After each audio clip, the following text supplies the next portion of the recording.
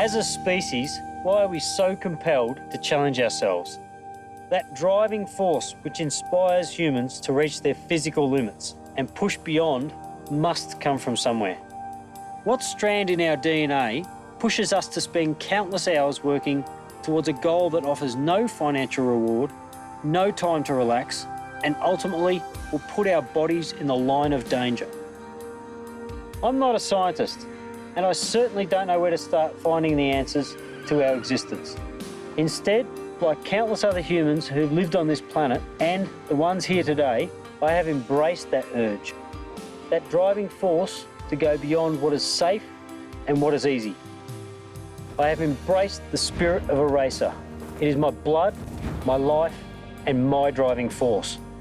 With all of that, I find myself here in this moment talking to you, trying to describe what it's like to be somebody who lives for racing, somebody that lives for that challenge. And I offer you the opportunity to join me and the crew as we push ourselves to the limit, to feel our buzz and be part of the journey. My name is Sandy Bowman, and I'd like to welcome you back to Aussie Racer.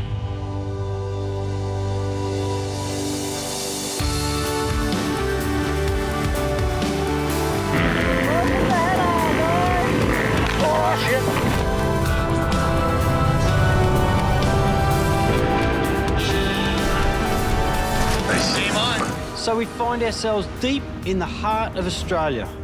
This is a landscape of ancient geology, resilient fauna, and its vast history is buried in the sands of time.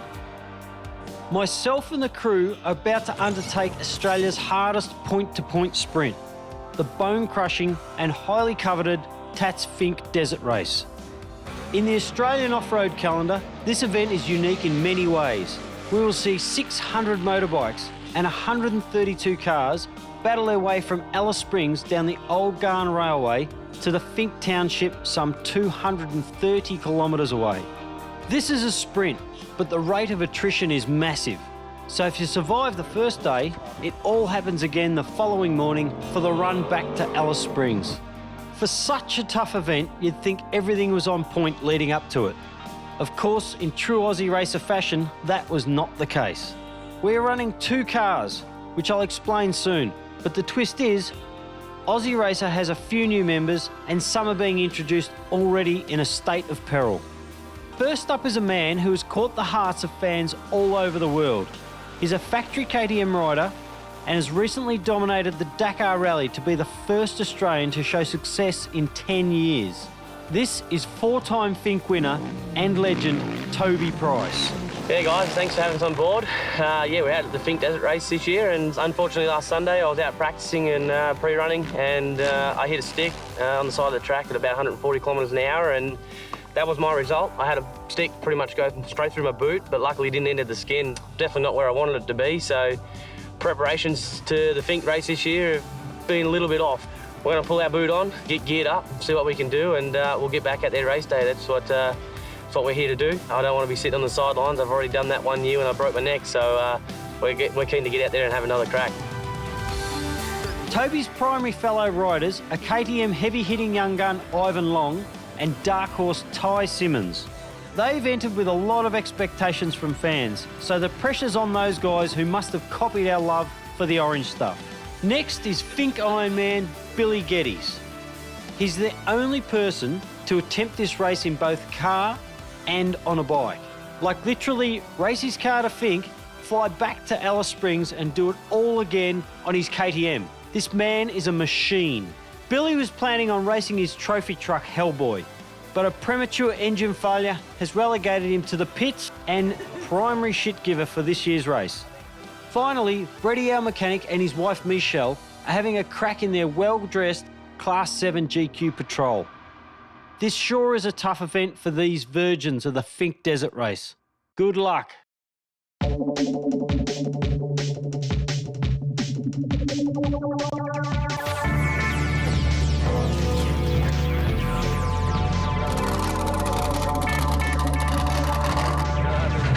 This is the Scrutineering for 130 cars and over 600 bikes. It's a bit of a slow process for us, but it's an awesome opportunity for the spectators to get up and close with all the cars and some of the fastest drivers in the country for off-road vehicles.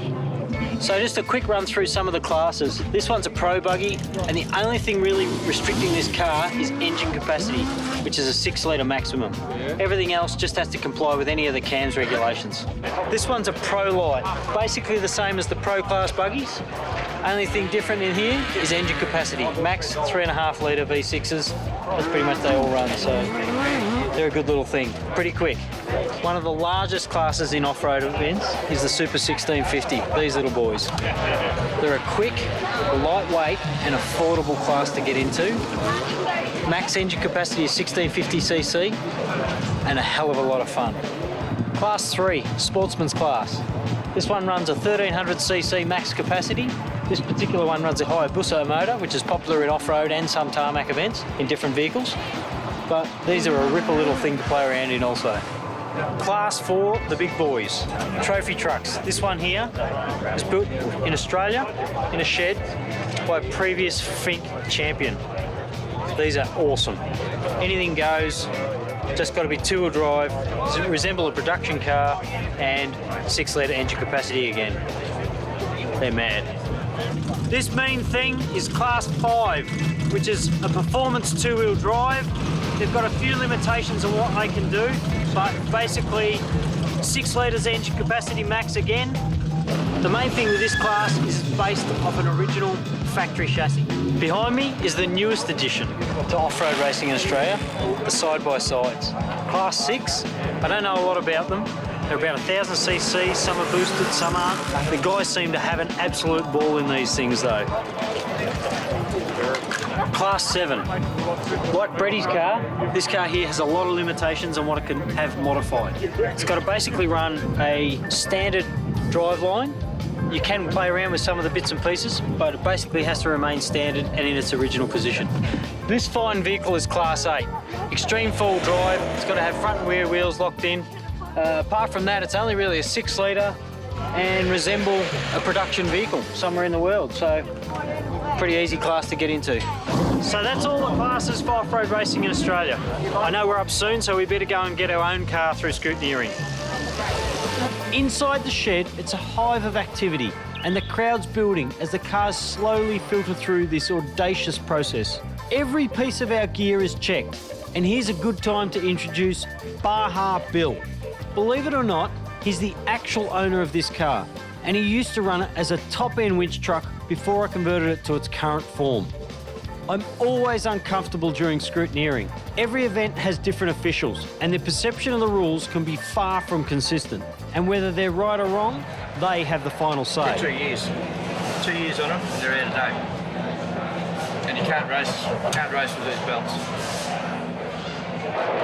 Well, they're not out of date. They've still got 12 months on them. 5 years. No, they're SFIs, they're not FIAs.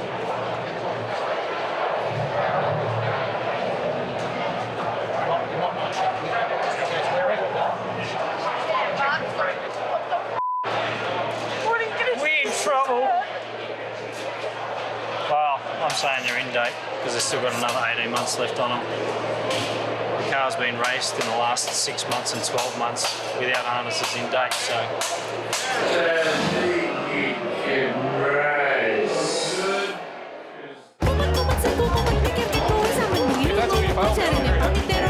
Bretty and Michelle roll in for their turn in the poo pit, while I'm scouring the world for a solution to our dilemma.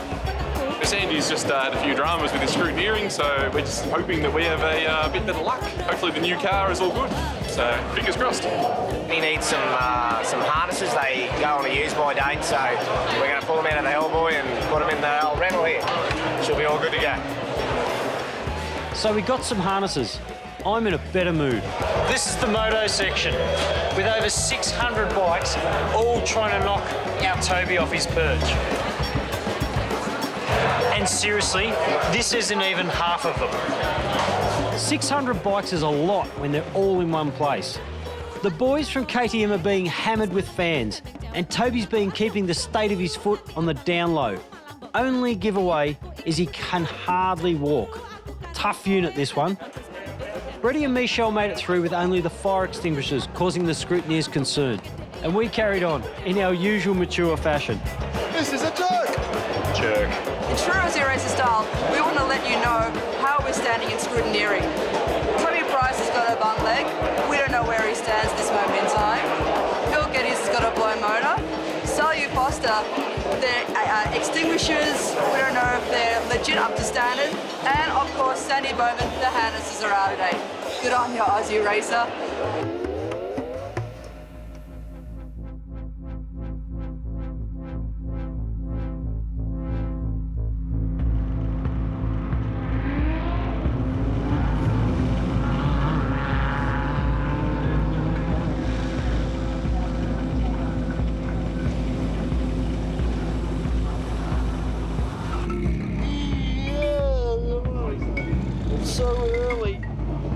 Which is obvious, because it's dawn and we're standing here in the heart of Australia, lining up for the Prologue in the TATTS Finke Desert race. We're amongst the crews of 130 of the toughest and fastest off-road racers, all primed to land a good starting spot for the main race to Finke tomorrow. Following us, there'll be 600 bikes and quads also. So this is going to be a huge day of racing for the fans of the Finke. Everyone races a timed lap of the short and dusty Prologue course, which determines our starting position for the main event. I'm tipping we are, with a little spacing between the cars, we should be all right. So it's time to put on our helmets, round up those peanuts we all call crew, This here. and get this show on the road.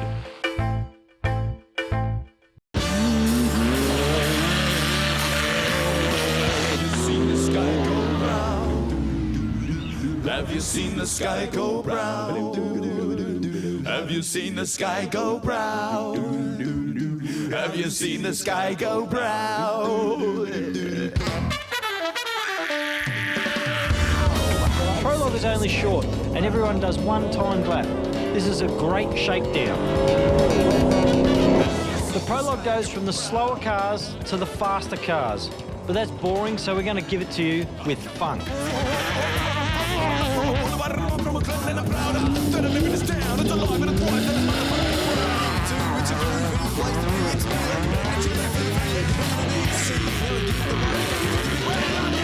Brady and Michelle get underway for their first taste of Northern Territory dirt and are having a ripper time. Buggies and long travel cars excel in the whoops. They have the ability to float over everything when all goes well. Prologue is like a freeway compared to the run to Finke, so it's not hard to open up the taps on this dusty course.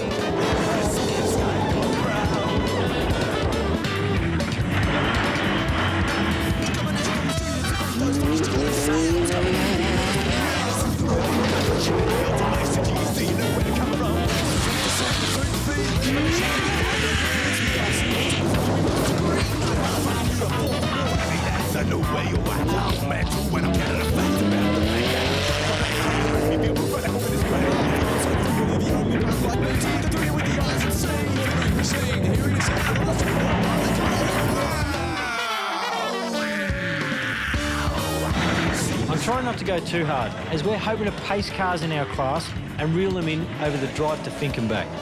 But we'll be in dust, so it's not as crucial as the pro buggies who are driving balls out to get that top spot on the start line.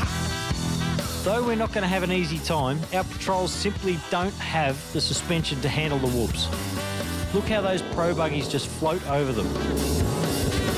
The rest of us will just have to deal with it and go hard on the smoother sections, which I have to admit is a hell of a lot of fun and encourages everyone to push harder.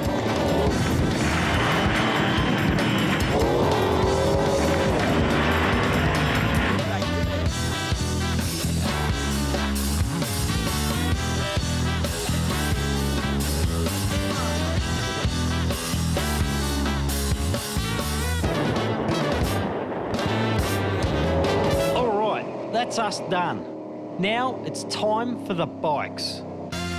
The motos have the top 10 run first, so straight out it's our Toby pushing through the pain of his busted foot and blitzing the short Prologue track. He hits the rough section so fast it's almost impossible to fathom how he stays on. Ivan Long launches off the start, guns blazing, and begins belting through the Prologue track with his unmistakable style on the bike. This dude always has his eyes on the prize and is a serious contender for the overall win. The top guys are making this look easy, but believe me when I tell you, one slip and it can all be over.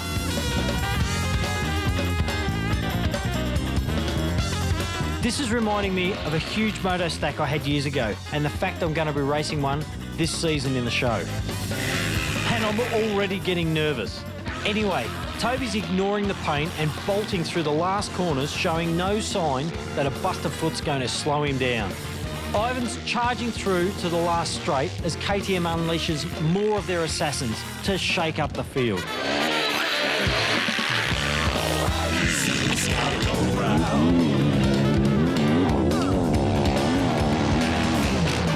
Quads even start showing up as this massive day of racing filters off through the afternoon.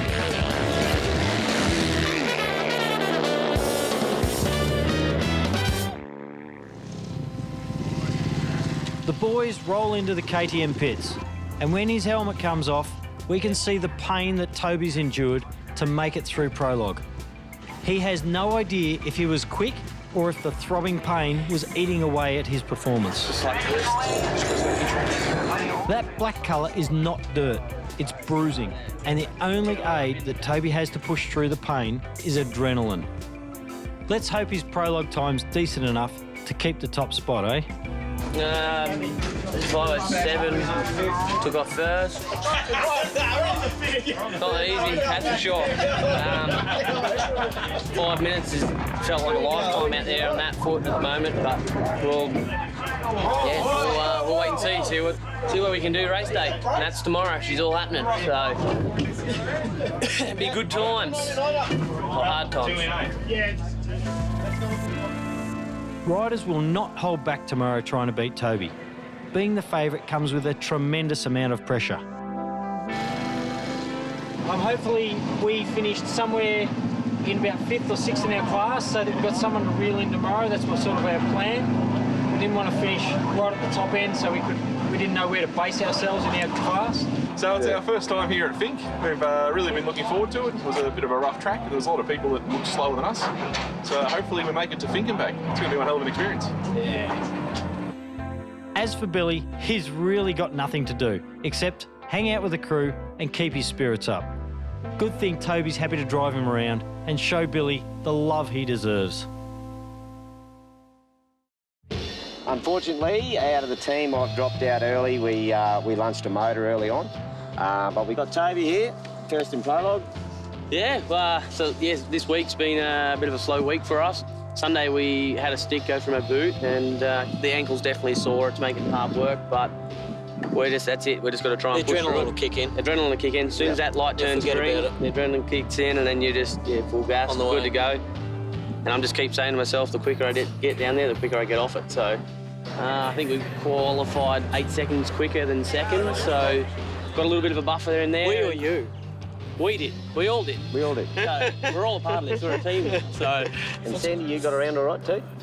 Mate, I got around okay. I was actually hoping to Prologue down the order in our class a little bit.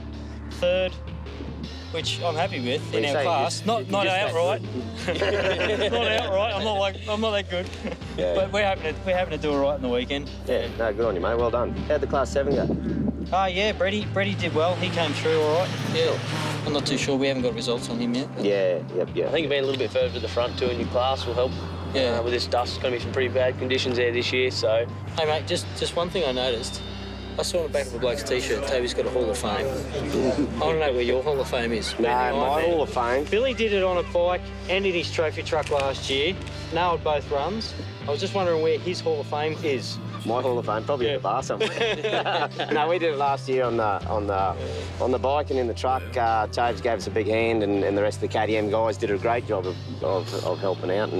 And we got the job done this year. We couldn't get the bloody car going, so what's the deal, I don't know. Yeah, that's insane. Doing both of those last year was that's a big effort. That's for sure. So it's hats off, mate. Yeah, bit of dramas, but we'll come back bigger and stronger next one. We've got to get into these racing these trophy trucks a bit more, mate. Yeah, hopefully we can convert myself over into those a little bit more, but we're working on it. We're working on it. We're working on it, buddy. Working on it. Good morning, mate. Good morning, mate. It's very early, it's very cold.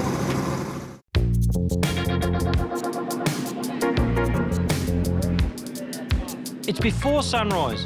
Dolled up girls are told to pose on a sandy racetrack, and I'm faced with the inevitable. His ass is sore already.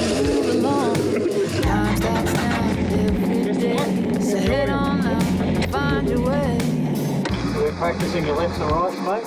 Today is the race from Alice to Finke. Some 230 kilometres of sand, whoops, and more whoops. Which, in a big dollar car with decent suspension, would be all right. But personally, our patrol is like a rattleboard. One day, I'll get to race one of those bad boys, which have already started their run to Finke. But for now, it's this headspace. Oh, here we are in the lineup of Finke. Ready to go and get thrown around like I'm in a tumble dryer for about 3 hours. Now, don't get me wrong, I love racing. That's why we do this show. But driving to Finke and back in a patrol that's done 14 years of competition isn't exactly an easy task. There is so much wear and tear in this car that pre-race prep time is enormous. And we never really know when fatigue becomes too much for some of these parts. Making it to the end of this race is truly going to be a mission. Honestly, chicken! That feeling of uncertainty can encourage some of my issues to surface. Anywho, we're at the start line and I'm going to try and explain this race the best I can. Let's first get underway. It's going to be a long drive.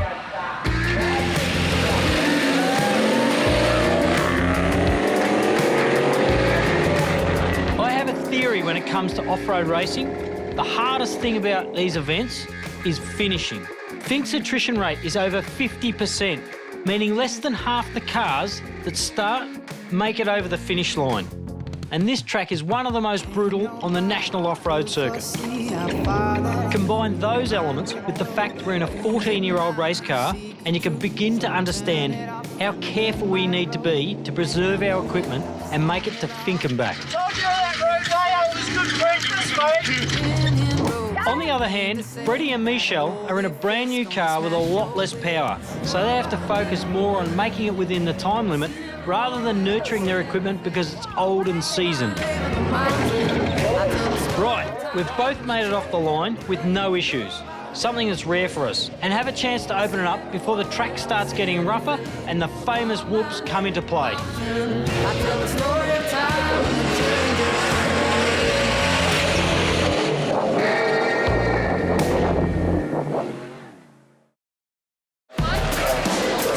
As the 130-ish cars make their way down to Finke, all of the moto riders are psyching themselves up for the next 2 days of punishment this track will bestow upon them. Yeah, so me and David Walsh taking off on the first line, on the first grid, so hopefully we just get a good jump on him, get into the front, and we can take it from there, see what happens then. So we're just going to try and stay full gas and get down the other end safely.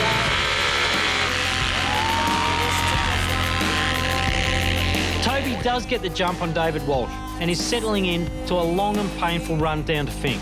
Currently, he's showing no sign that his busted foot is going to slow him down. Ivan didn't quite get the jump on his start, so dust is plaguing him right from the get-go. Toby's going so fast that his kit changes colour. That's because he can't wear cameras while racing. So with editing magic, we now have Toby ripping towards Finke in mellow yellow. Ivan hasn't backed off at all, and both himself and Ty Simmons are firmly holding their positions just a few spots behind Toby. Bill and myself are being belted around as predicted, and we haven't even hit the start of the dunes yet. This track is mesmerising. It sucks you in, and the dust disguises what's in front of you. And in that instant,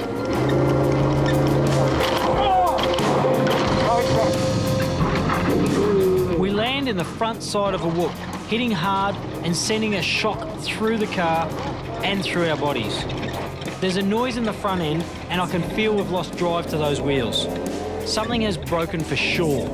Damn, now we're in a pickle. This is not good. We have to get the front hubs unlocked to stop any more damage. So we drag ourselves over the 40k dune and pull over for a little assistance.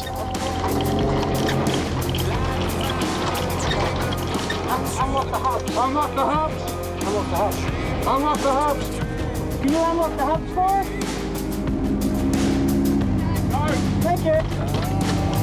Cheers, guys.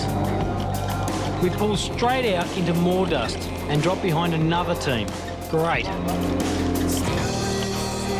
This is where my philosophy of racing Finke comes into play. The whoops are like a time bomb for machinery. The changing track gives you a feeling of confidence when it has a smooth section. Then the whoops themselves send you into a trance-like state. It's all too easy to relax for a moment. Then that one slight mistake can end it all. It is so forward! How many is still left?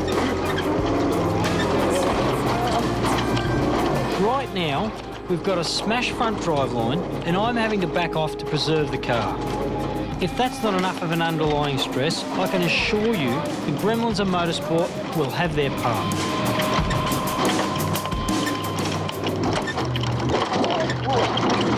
Our motor has just cut out. No warning, nothing. That was it, shut down. Don't know what happened here. Do you want to get out? Yep. It's highly likely. Righto. Just stop for 5. Let's find this problem. I'll have a 2-second wee while we're here.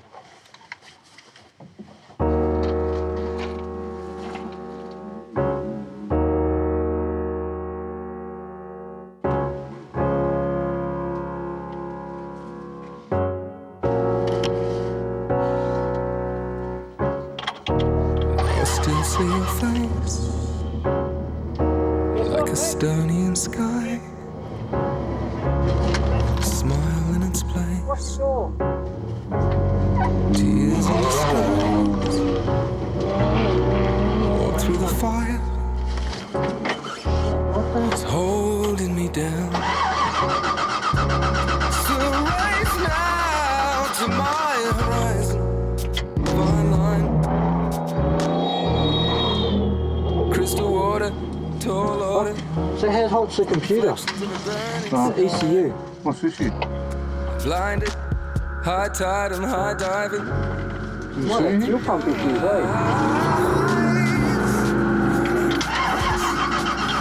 Let me swallow you down.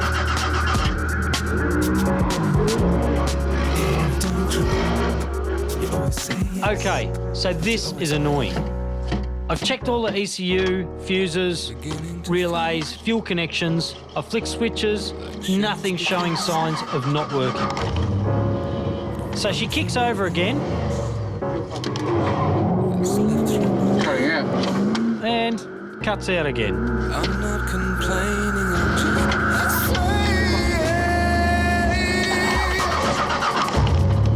could have been different, could have been my babe. So we've lost 11 minutes mucking around and cars have been passing us non-stop. We need to get moving and nurse the car to Finke so we can fix all this broken stuff tonight. All right, Bill? Guess it's just that time. Get him on, get him on, get him on, get him on. Well, now we're Get your other one over first. We're out of here and there's only another 100 Ks of spine crunching to go. Sweet.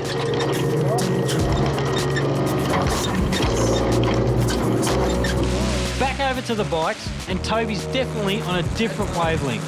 He is still in the lead to Finke and pushing on like a trooper. The fact his foot is busted has left no impact on this man's speed. This is super impressive.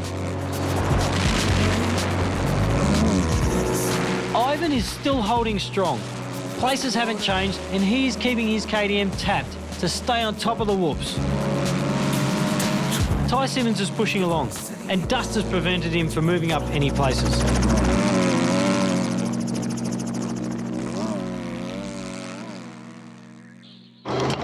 With a busted front end and the engine cut-out gremlin, it felt like we were dragging our feet to the finish line. I can't even hold the accelerator to the floor, as that encourages the engine to stall.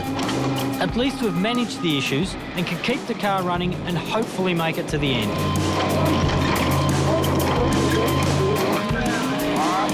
Top runners are on the home stretch, with the Rhodes car only a minute and a half ahead of the Aussie champions Shannon and Ian Wrench.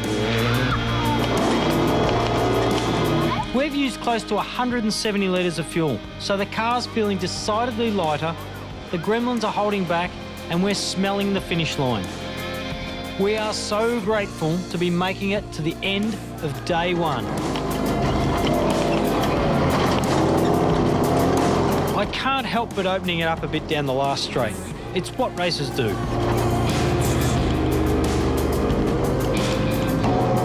Welcome to Finke. You made it. Toby is absolutely dominating his run and looks to be holding a 6-minute lead over second place. When the riders belt through those final turns coming into Finke, everyone knows they have an obligation to send it for the crowd.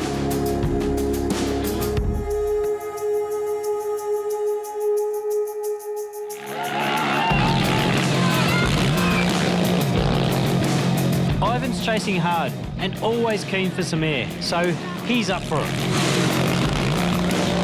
And Ty's not holding back either. These guys are amazing to watch.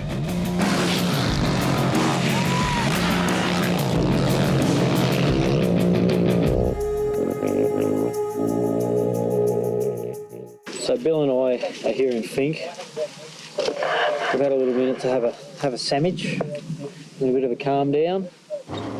Bit of a wide ride in. We did break some bits in the front end like I suggested.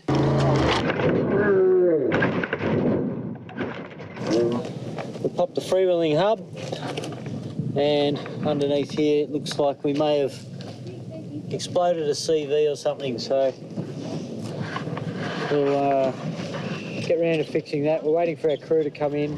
Freddie and Michelle actually timed out. They didn't quite get to the halfway marker in time, so they had to come the road in. They get to start again tomorrow. We get to start again tomorrow, and I think that from what we can tell, we're about third across the line in class, so pretty happy with that. The crew rocks up, afternoon's work commences, and as we fly over to the KTM pits, we see Ivan and Ty filtering through, and everyone is still buzzing from the time on their bikes. I got news for your brother. I had one good moment and the right hand off and just held on this side.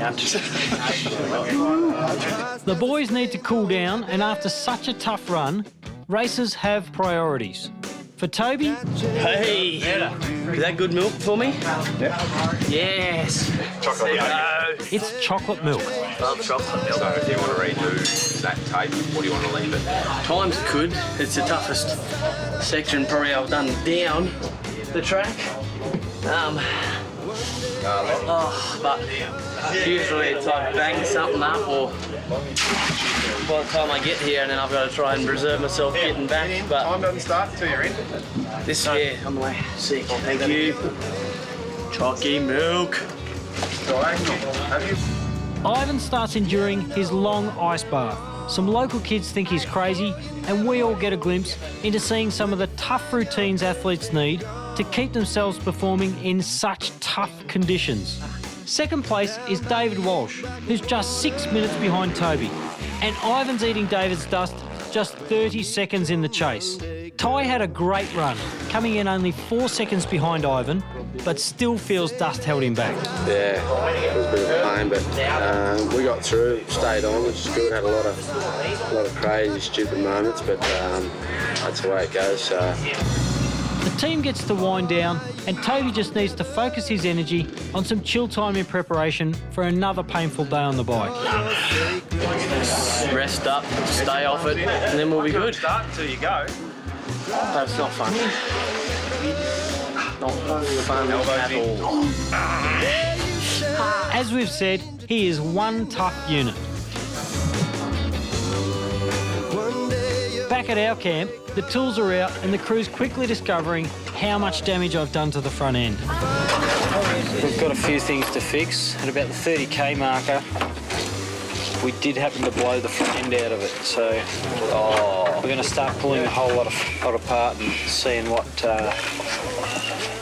we need to fix. And the boys have just found some more stuff here, the looks of it. But now the long haul really begins, fixing the car and getting it back to the start line for the morning. Everything is coming apart, and we end up having to borrow a diff centre from Bill's tow car, a CV from Bretty's car, and I had a freewheeling hub. All the parts bags were raided, and this is one of those moments where the crew's determination shows through and we somehow managed to start getting towards a working race car again. We've got to get this one back in before the sun goes down, so then we can just relax for a bit. Mate, they are Department of Transport. Oh, put them on. Cable ties. Put them on. Baja Bill's mechanically inept, so it's an easy night for him. Mate, that was the most amazing thing I've ever done. It was to hear the talk, but to actually be in the car and to be going through all the whoops. They are just phenomenal. There are some faster sections, but generally pretty rough, and it comes up really quick. With all that happening, Bretty's still wondering why they timed out when they were well within the cut-off for Fink. We had a pretty good run. We got to the 140k mark, but unfortunately we were 15 minutes late in getting there, so they said we don't have enough time to make it to Fink. So they sent us down the access road. But up until then, car was going like a dream. We thought we're on it, we're checking our times, we were well within making it within 4 hours, but unfortunately officials decided we couldn't. Though team spirits are still up as everyone's showing the love. Hi Michelle, how are you going? I'm Petri. I'm having a tanty. And the final touches are done on the car just as the sun leaves us for the night. That'll do, I reckon. What's better? Beautiful sunset, desert racing, motorbikes, buggies. It's awesome.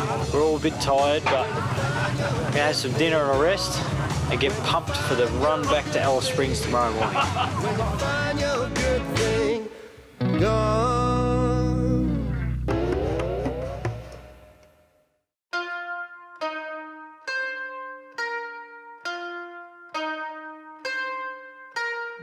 Monday morning down at Fink. We're about to head back. Hey mate.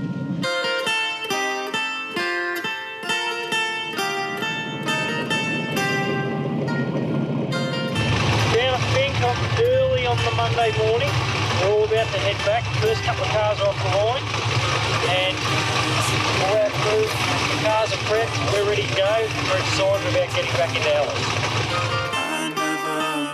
To hurt the ones whom you sent down. Mother of southern stars, won't you guide this right?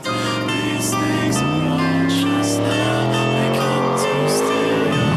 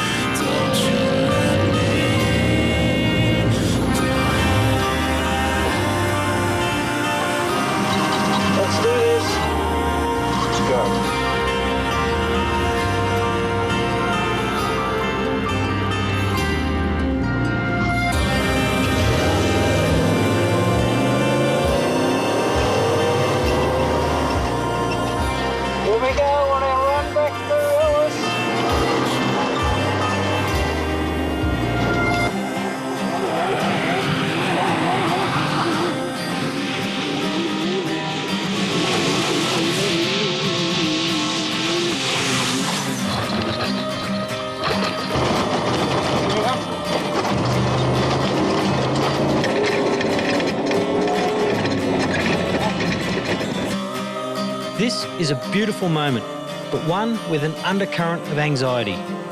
Last night, we Frankensteined a new front end from the tow cars. The fuel pump was overheating, but it seems all good now. And I simply don't know if we've done up all the bolts. But it's the last day, we're racing again, and in a few hours, I should be out of this dust-filled washing machine. Michelle's behind the wheel today in the El Shalopo bus, and they're making absolutely sure the cut-off times don't get in the way of the full run back to Alice Springs. From 132 cars entered, there's 74 still running, and only 60 of those are eligible for an overall result. Like Brady and Michelle, anyone who timed out yesterday is essentially driving back for fun. So thumbs up to the competitors heading back up the track instead of taking the easy route on the long service road. As you'd be clearly aware now, these cars with the bigger suspension have a much easier time on the Finke track. These whoops feel like they go on forever.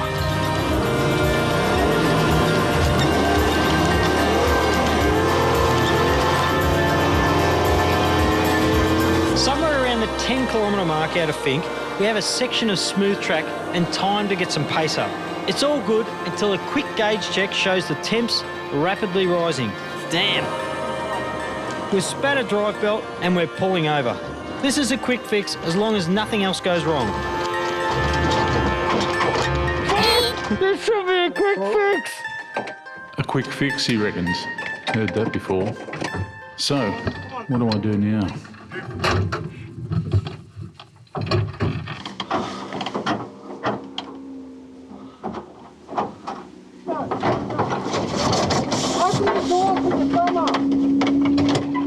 So, you want me to stick my thumb up again? Mate, this truly sucks.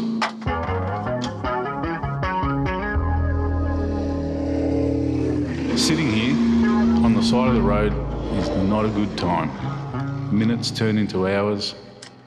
It's like a feeling of despair. Hold that.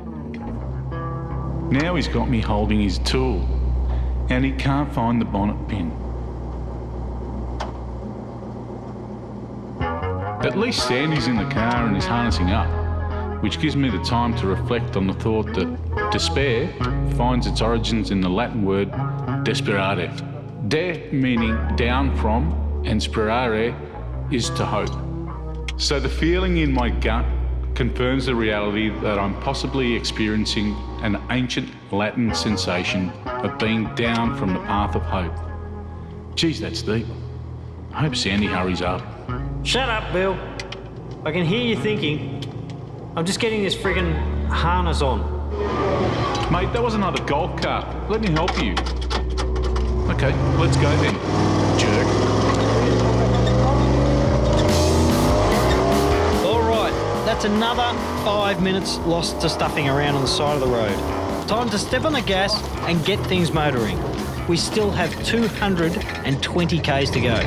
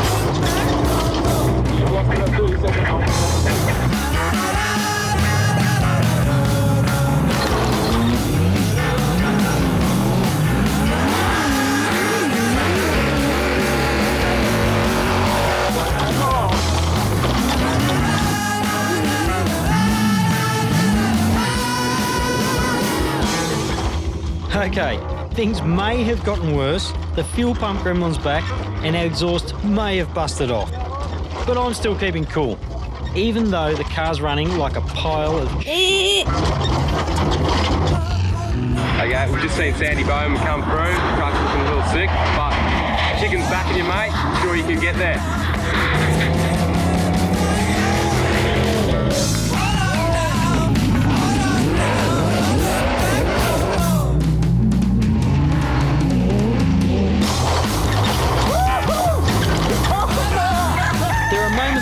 for us. El Schloppo's pushing along, and I believe our gremlin simply understands that I have the need to empty my bladder.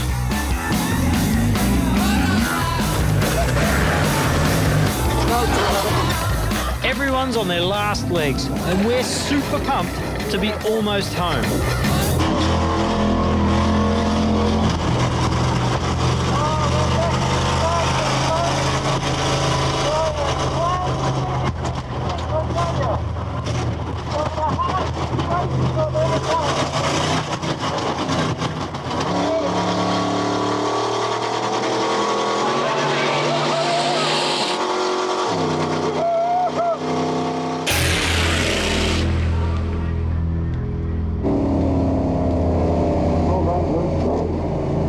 Thank my crushed agates, that's over. Oh. And we've got no brakes. So we're 2.5 hours in, and we've done 133 kilometres. So 100 kilometres in an hour and a half. So we should be right. All fingers crossed. So everyone, good for us.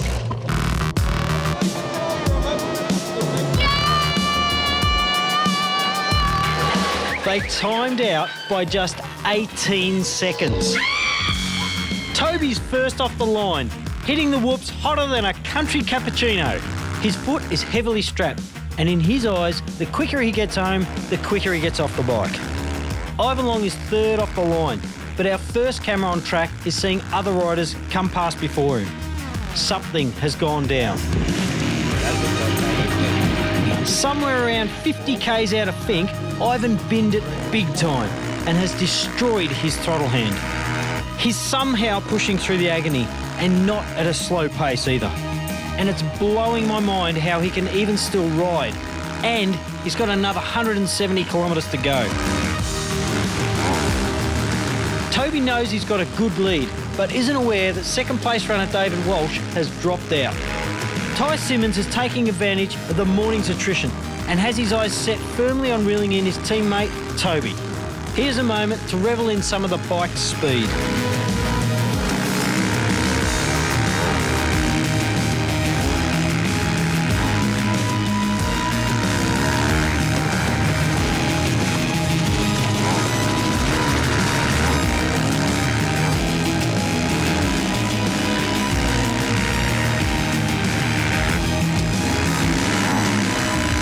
Both the track and competitors are worn and reshaped from the beating they've instilled upon each other.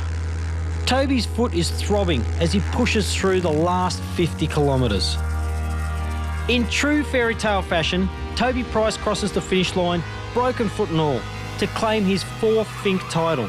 And unknown to him at the time, he will go on to become the Dakar champion, crowning Toby Price the worldwide king of desert racing.